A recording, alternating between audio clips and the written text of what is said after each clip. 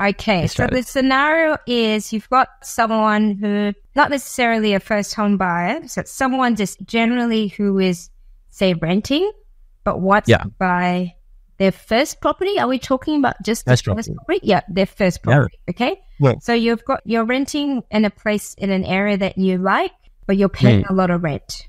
Yeah. Then you want to be able to purchase property, and so I guess the dilemma is,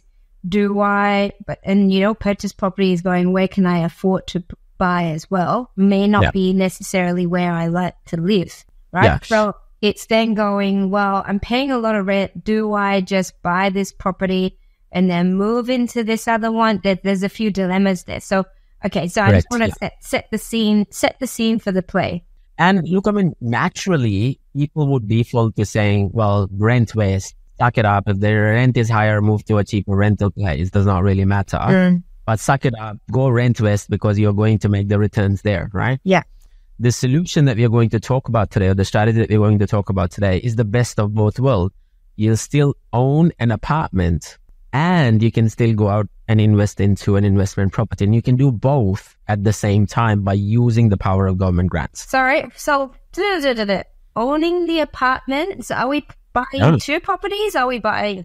Yes, we're buying two properties. So so let's play this scenario out, right, from numbers perspective. So let's say, a person A has $120,000 in deposit.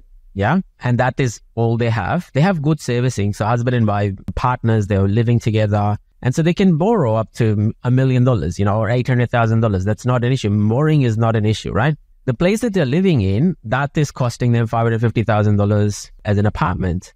And so if they use that 120, all of that money basically goes there. Yeah? Yeah. At 20%.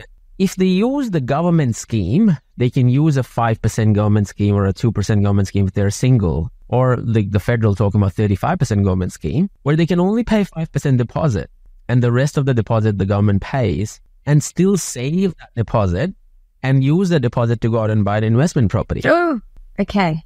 Makes sense? Yes. Yeah. Yes. Now, the question here becomes, which is quite relevant and important, is why would people choose that? Why would people go out there and buy an apartment? You know that apartment is not going to grow in value, right?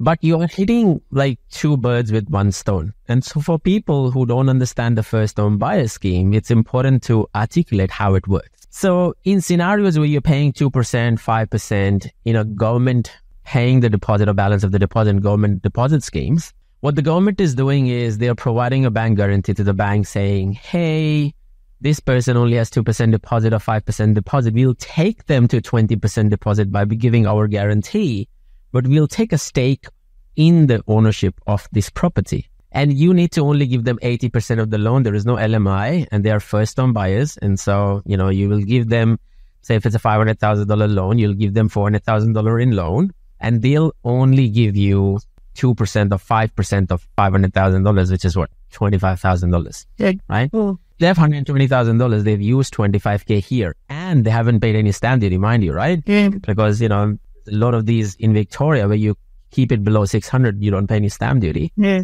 You are still left with $95,000 in your kitty for you to go out there and buy an investment property.